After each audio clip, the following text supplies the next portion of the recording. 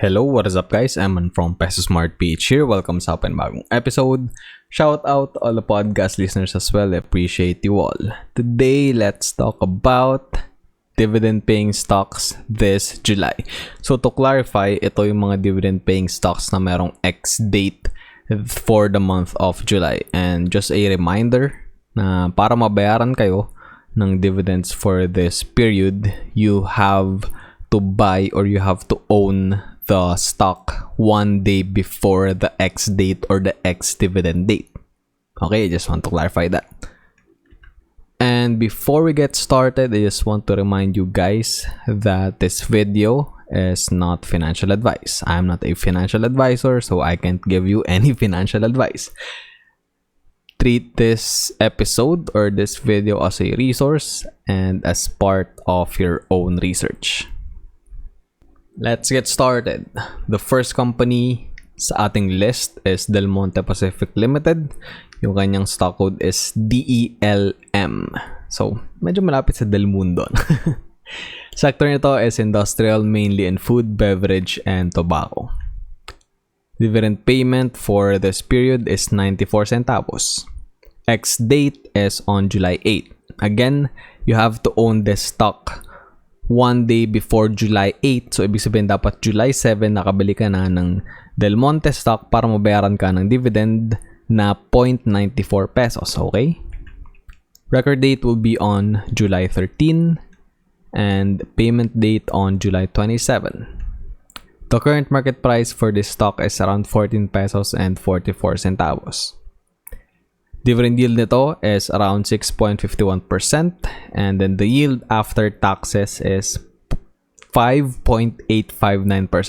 So, kailangan nyo lang i-multiply yung dividend yield to 0.9 kasi 10% yung kinakaltas ng BIR para dun sa taxes.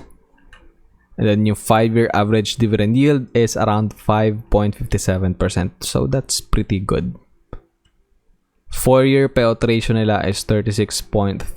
Ang problema lang is nag-miss sila ng dividends for, I think, 2019 if I'm not mistaken. So, yun lang yung downside nito. Pwedeng makamiss ng dividends. But in the past 3 years naman, 2020, 2021, and 2022, nagbigay na sila ng dividends. So, 3 straight years na.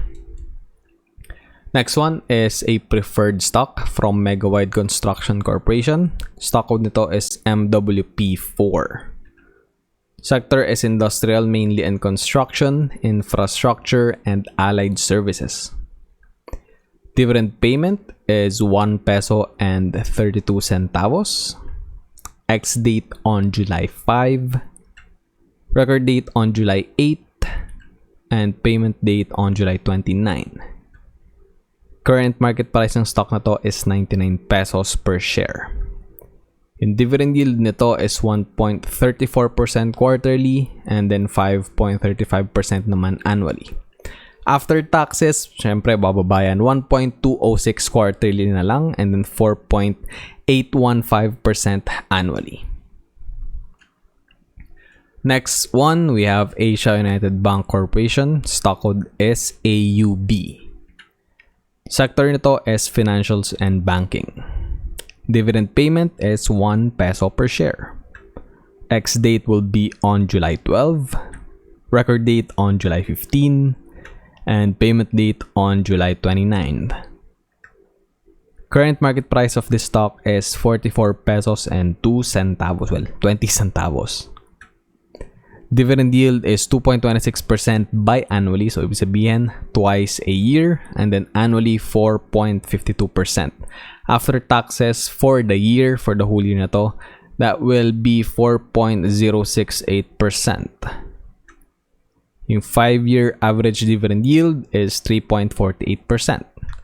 And 5-year payout ratio is 24.174%. Next one, we have F&J Prince Holdings Corporation. Yung kanyang stock code is FJP. Malapit na maging FPJ. Sector is holding firms. Dividend payment nito is 5 centavos per share. X date will be on July 7. And then record date on July 12.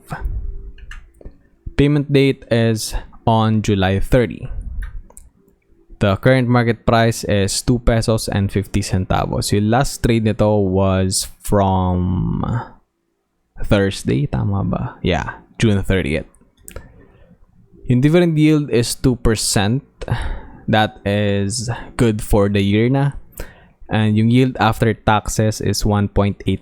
And by the way guys, hindi ko na nailagay yung 5-year average dividend yield and 5-year average payout ratio kasi hindi kayang i-load ng internet ko currently yung BPI trade.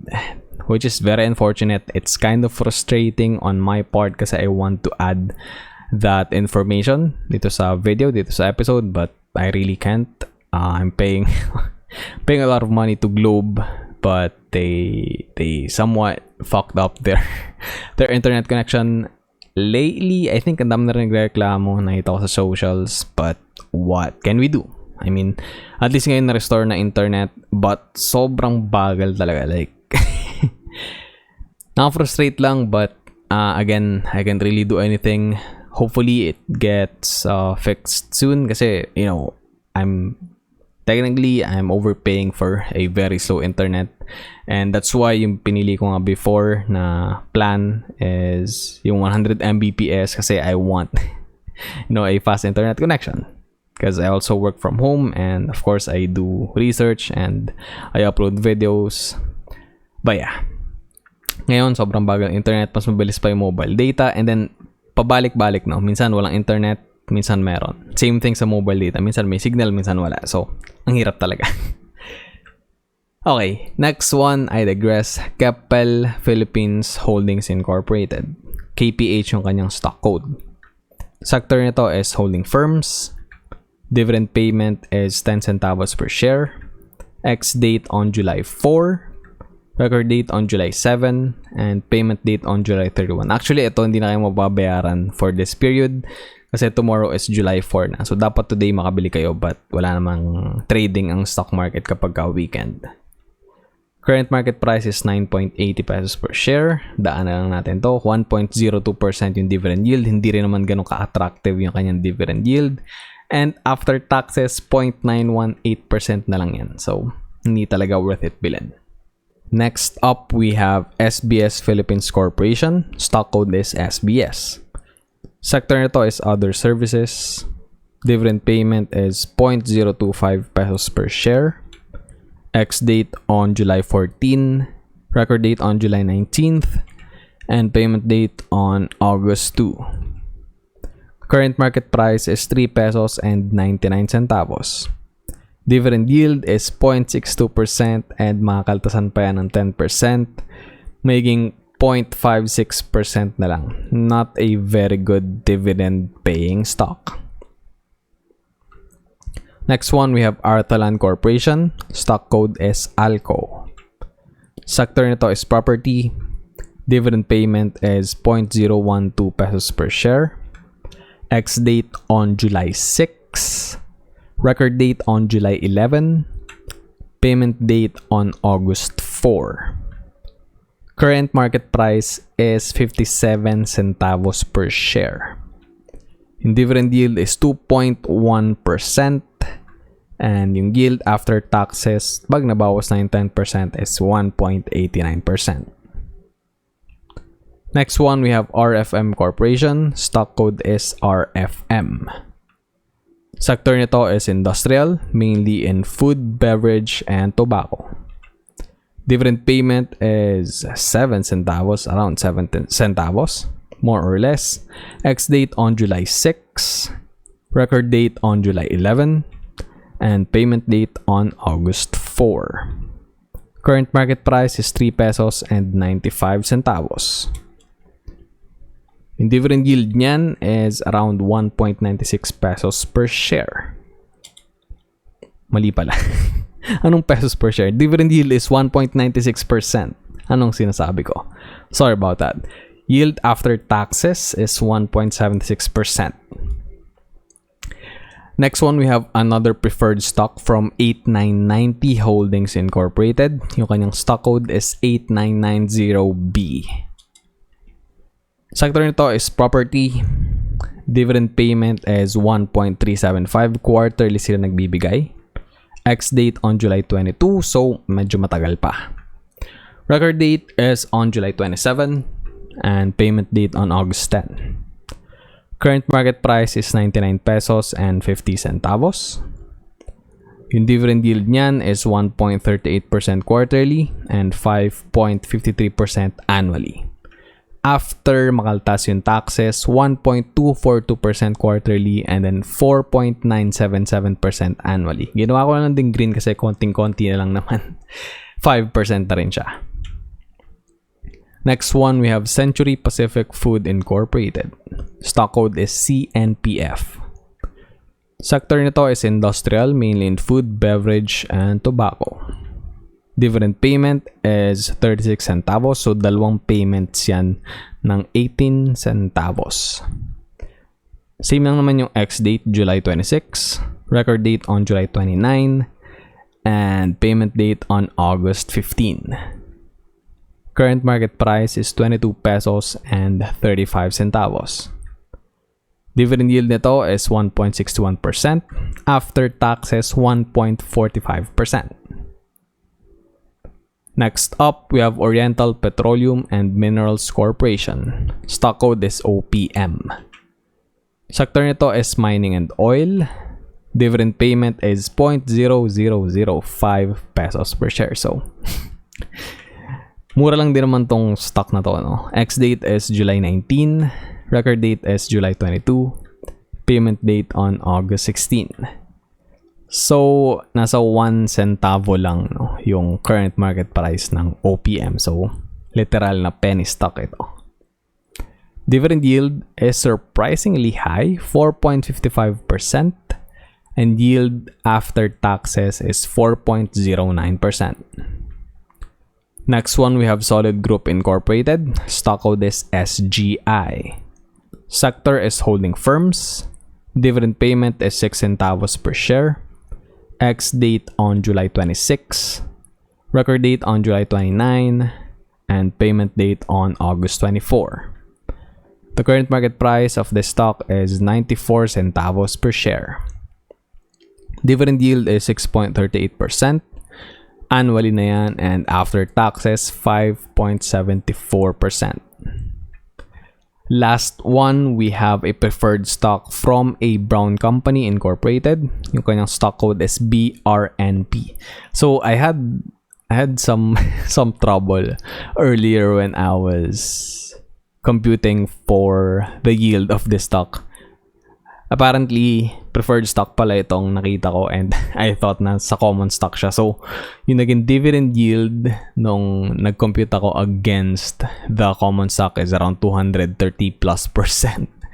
So, kumbaga, parang finlag ko siya earlier dito sa presentation, but I corrected it kasi na-realize ko na, I think preferred stock ito.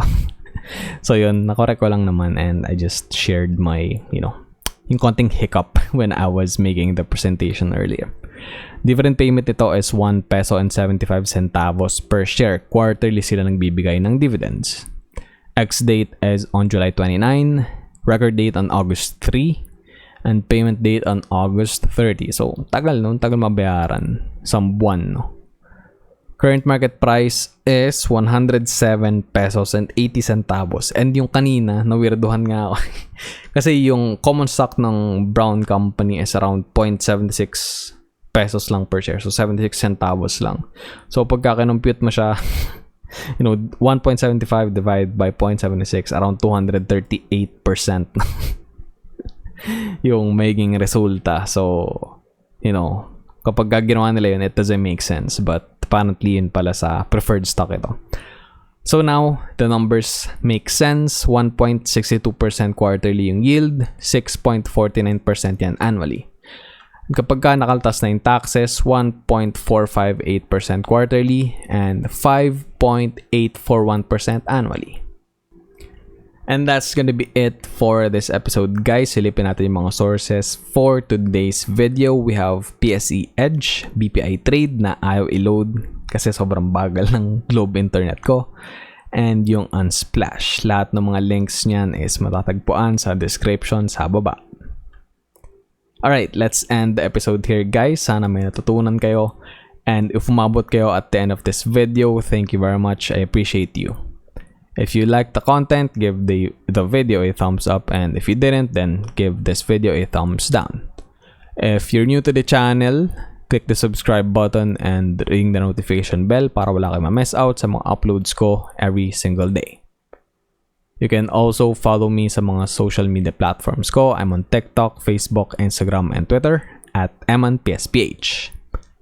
Thanks again for watching and listening, everyone. Stay safe. I'll see you on the next episode. Always remember, be Peso Smart.